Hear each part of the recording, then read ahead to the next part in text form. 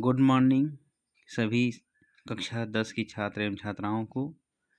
जैसा कि आप जानते हैं कि आप लोग का 22 फरवरी से एग्ज़ाम स्टार्ट हो रहा है, जिसमें हर प्रत्येक विषय अपने आप में महत्वपूर्ण हैं। इन विषयों में ही 2 विषय ऐसे हैं जैसे संस्कृत और हिंदी। ये आपके नंबर को अच्छे अंक में बदलने में बड़ी महत्वपूर्ण भूमिका निभाते हैं। अतः हम इन 2 विषयों को प्रयास करेंगे कि आपका 22 फरवरी के पहले तक कवर कर लिया जाए। जैसा आप जानते हैं कि अब इस समय 70 नंबर का आपका पेपर आ रहा है, जिसमें 20 नंबर का ऑब्जेक्टिव क्वेश्चन होगा बहुविकल्पी वाला और 50 नंबर का होगा आपका लिखित वाला। तो जिसमें जो 20 नंबर का है ये ज़्यादा महत्वपूर्ण होता है, इसलिए क्योंकि यह 20 अंक आपको सीधे-सीधे मिल जाते हैं। अब इसके लिए आपको क्या करना होगा कि सबसे पहले आप यदि हिंदी में एक को देखते हैं, तो हिंदी में जो भूमिका है, दिखा आपके सामने लिखा हुआ है भूमिका, इस भूमिका को आप पूरा पढ़िए और उसके पश्चात ये 10 नंबर का पूरी भूमिका से आ जाएगा और 10 नंबर का आपका आता है व्याकरण से। तो कुल मिलाकर के 20 नंबर का आंसर मतलब क्वेश्चन आपका आएगा। तो हम सर्वप्रथम भूमिका को देखते हैं और भूमिका को किस तरह से पढ़ा जाए, किस तरह से इसमें से क्वेश्चन को निकाला जाए, कैसे हम एक समझ पाएँगे कि यह प्रश्न महत्वपूर्ण है। इन सारी चीज़ों पर आज हम चर्चा करेंगे। तो चलिए हम देखते हैं कि भूमिका से हम कैसे प्रश्न बहुविकल्पी प्रश्न बना सकते हैं। देखिए सबसे पहले लिखा है गद्य क्या है। अब इसमें लिखा कि छंद लय ताल ताल लय तुकबंदी से मुक्त। ये जो मुक्त शब्द लिखा, मुक्त मतलब होता है स्वतंत्र और विचारपूर्ण एवं वाक्यबद्ध रचना को ही गद्य कहते हैं। अगर एग्जाम में आपसे दे दिया कि छंद ताल लय तुकबंदी आदि से मुक्त जो विचारपूर्ण रचना है वो क्या कहलाएगी, तो आप बता देंगे गद्य। ये आपका आंसर हो जाएगा। अगर पूछ लिया कि छंद ताल लय और तुकबंदी से युक्त, मुक्त नहीं युक्त, युक्त माने जिसमें छंद लय ताल इत्यादि हों, उसे क्या कहेंगे, तो आप कहेंगे पद्य। तो ये आपका 2 प्रश्न हो गया। अब ये बनता है गद्य शब्द बना कैसे, तो गद धातु से बना हुआ है और यत प्रत्यय से मिलकर के गद्य पद बना हुआ है, जिसका गद का अर्थ होता है बोलना। ठीक ना। अब इसको अब आगे छोड़िए जहाँ तक। अब सबसे फिर हाँ देखिए नीचे लिखा हुआ है, हम जितना भी हो सका है उसको हमने लाइन कर दिया है। जैसे कि आप अपना किताब लेकर के जब बैठें तो आप भी इस तरह से इसको अंडरलाइन करके क्वेश्चन बना सकते हैं। फिर देखिए लिखा है भाषा विज्ञान की दृष्टि से ब्रजभाषा, खड़ी बोली, कन्नौजी, हरियाणवी, बुंदेलखंडी, अवधी, बघेली और छत्तीसगढ़ी, इन 8 बोलियों को हिंदी गद्य के अंतर्गत माना गया है। तो हिंदी गद्य में कुल कितनी बोलियां हैं, तो 8 बोलियां। ये आपका महत्वपूर्ण है। फिर अब ये प्रश्न बनता है कि हिंदी गद्य का प्राचीनतम रूप कब मिलता है, तो किस भाषा में मिलता है। तो देखिए इसका आंसर आपका हो जाएगा राजस्थानी एवं ब्रजभाषा में। आपसे प्रश्न पूछेगा कि हिंदी गद्य के प्राचीनतम रूप किस भाषा में मिलते हैं, तो आप बताएंगे राजस्थानी और ब्रजभाषा में। फिर अगला प्रश्न आता है गद्य और पद्य में अंतर क्या है। देखिए हिंदी साहित्य को 2 भागों में बांटा गया, एक गद्य एक पद्य। गद्य मतलब जो लिखित वाला रूप होता है, जैसे ये लिखा गया है इसको हम कहते हैं गद्य। लेकिन पद्य मतलब जो श्लोक वाला होता है, जैसे ये देखिए वन पथ पर है, तो यह क्या है आपका, यह श्लोक है, तो इसी को हम कहते हैं पद्य। इसमें देखिए छंद होता है, तुक होता है, लय होता है, ताल होता है, इसलिए इसको कहते हैं पद्य। और यह लिखित वाला जो रूप होता है इसको क्या कहते हैं, गद्य। अब गद्य पद्य में अंतर क्या है, तो देखिए पहला अंतर ये है, इन्होंने कहा कि गद्य के विषय विचार प्रधान और पद्य के विषय भाव प्रधान होते हैं। सबसे पहला अंतर यही है। आपका जब अंतर पूछेगा तो 2 नंबर का आएगा। आपको ज़्यादा से ज़्यादा 3 अंतर दिखाना है, उससे ज़्यादा नहीं दिखाना है। ये नहीं हम 10-15 अंतर दिखाने बैठ जाएं, ऐसी कोई बात नहीं है। 3 नंबर का 2 नंबर से ज़्यादा नहीं आएगा, तो इसलिए आप 2 ही 3 अंतर दिखाएंगे। तो गद्य क्या होता है, विचार प्रधान होता है। जब हम इसको पढ़ते हैं इस पर चिंतन करते हैं, विचार करते हैं। लेकिन जो पद्य होता है वो भाव प्रधान होता है। भाव मतलब हमारे मनोयोग मीन्स हमारे मन में क्या बातें चल रही हैं। जैसे हम कोई गाना सुनते हैं, फिल्मी गाना ही आप देखिए, तो एक जो नायक हीरो होता है वह नायिका के प्रति उसकी क्या भावनाएं हैं, क्या उसके मन में अपनी नायिका के प्रति चल रहा, हीरोइन के प्रति क्या चल रहा है, वो उसको अपनी गीत के माध्यम से व्यक्त करता है। वही क्या है, भाव है।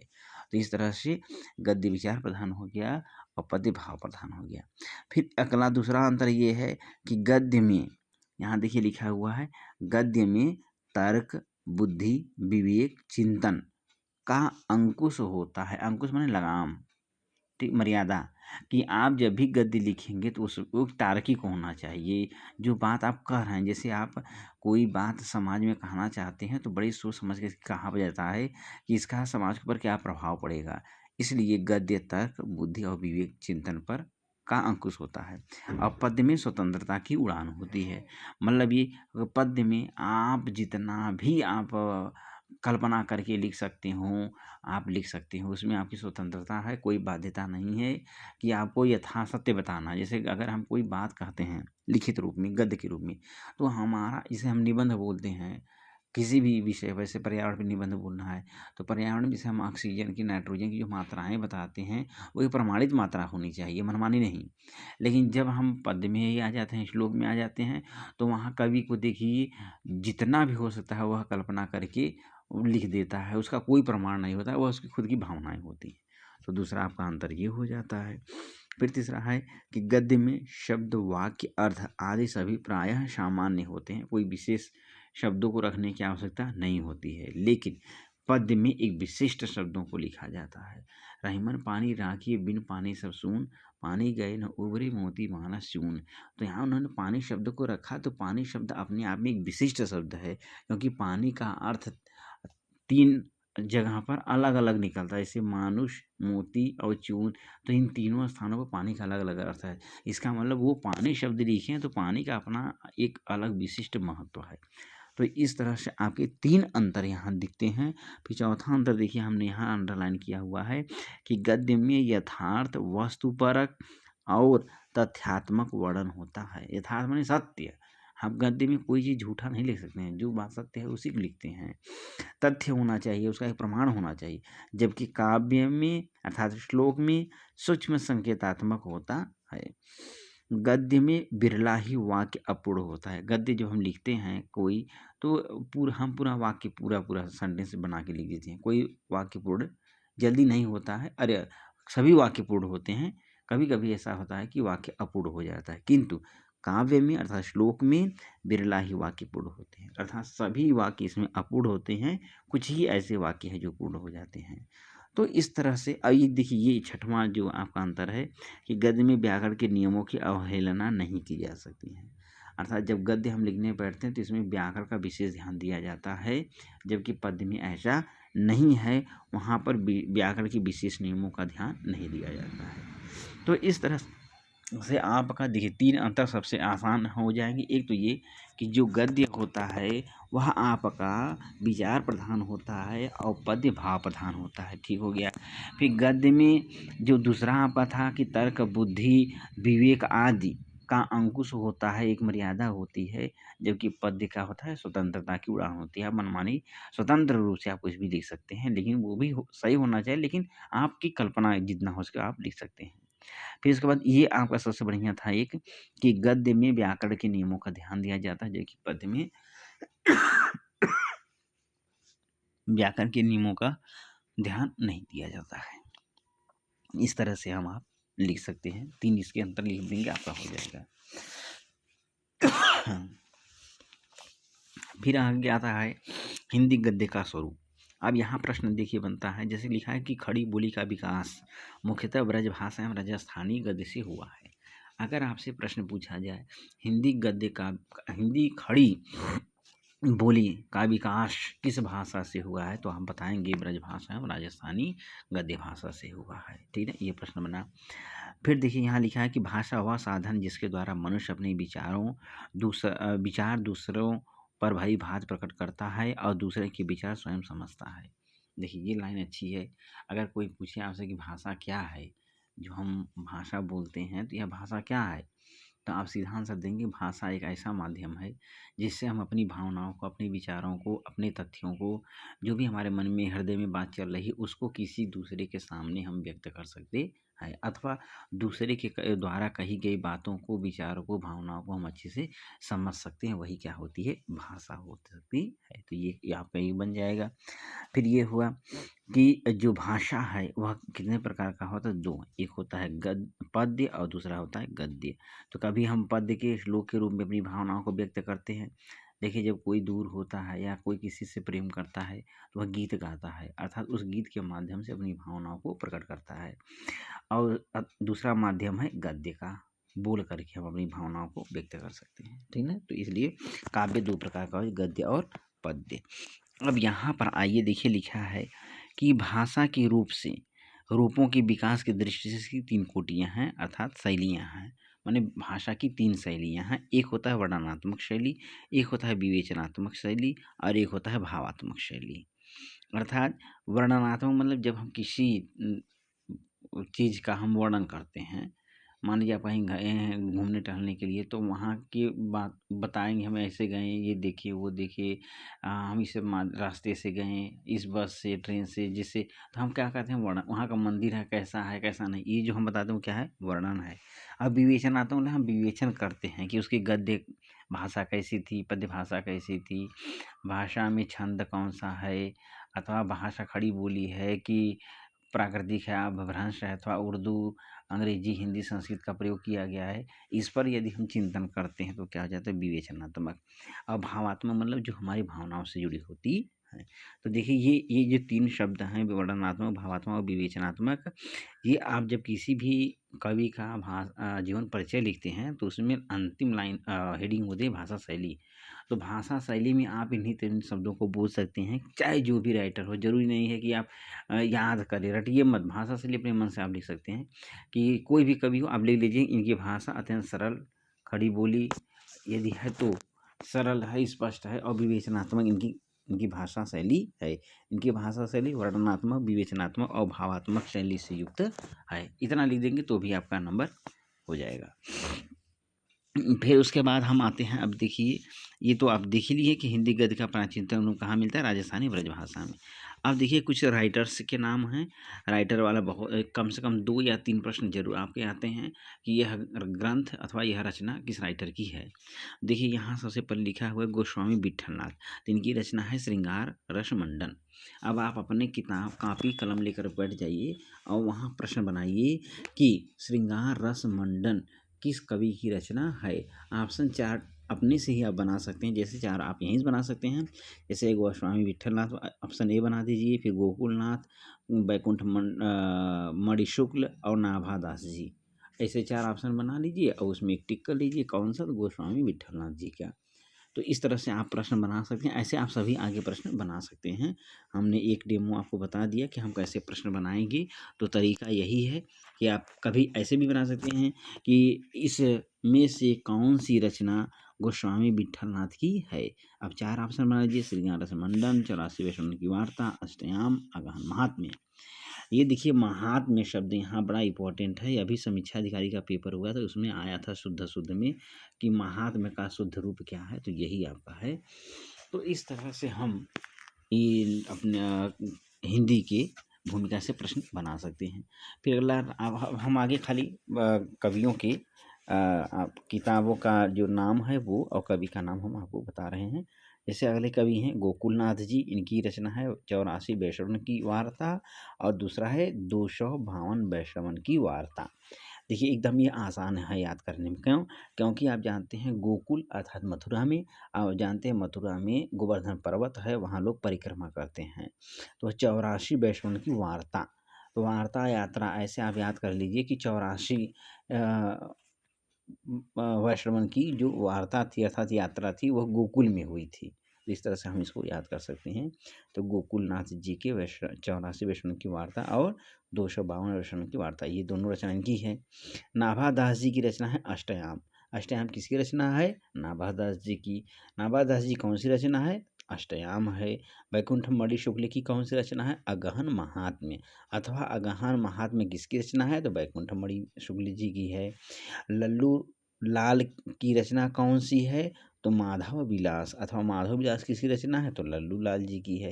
एक देखिए यहाँ वैशाख महात्म्य भी दिया है, तो वैशाख महात्म्य किसकी रचना है? तो वैकुंठमणि शुक्ल जी की ही है। तो इस तरह से आप यहाँ प्रश्न बना सकते हैं। फिर आगे दिखा है, कहा खड़ी बोली गद्य के प्रथम दर्शन अकबर के दरबारी कवि गंग द्वारा लिखित चंद छंद वर्णन की महिमा। अब देखिए प्रश्न यहाँ बना कि चंद छंद वर्णन की महिमा यह किसकी रचना है? तो आप आंसर बताएंगे कवि गंग की है। अथवा ये भी प्रश्न बनेगा कि खड़ी बोली गद्य का सर्वप्रथम दर्शन किस कवि की रचना में होता है? किस कवि की रचना में होता है? तो कवि गंग की रचना में होता है। ठीक है, मतलब प्रश्न ये हुआ कि खड़ी बोली गद्य का सर्वप्रथम दर्शन किस कवि की रचनाओं में मिलता है? तब आप बताएंगे कि कवि गंग, ये आपके आंसर हो जाएंगे।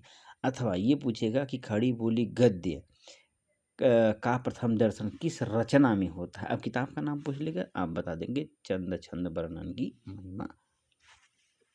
फिर इसके पश्चात हम आगे देखते हैं।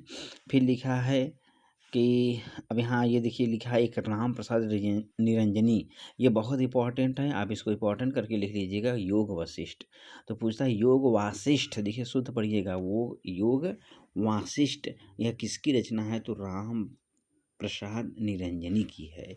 दौलत राम की रचना कौन सी है? पद्म पुराण है। मथुरा नाथ शुक्ल की रचना कौन सी है? पंचांग दर्शन है। ये इंपॉर्टेंस आपका है कि मुंशी सदा सुखलाल की रचना कौन सी है? सुख सागर है।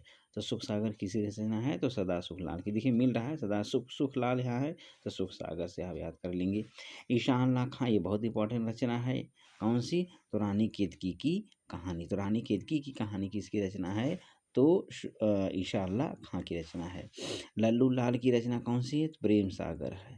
तो जो लल्लू लाल होते हैं वो, लल्लू मीन्स कहते हैं भाई लल्लू चुल्लू है, तो प्रेम सागर, तो उसकी रचना कौन सी? प्रेम सागर। सदल मिश्र, ये बहुत पूछता है कि नासिकोपाख्यान यह किसकी रचना है? तो सदल मिश्र की। तो आपका नासिकोपाख्यान, सुख सागर, योग वशिष्ठ, चंद छंद वर्णन की महिमा, रानी केतकी की कहानी, आपका इधर अष्टयाम, 84 वैष्णव की वार्ता, ये सब जो किताबें हैं ये बहुत इंपॉर्टेंट है।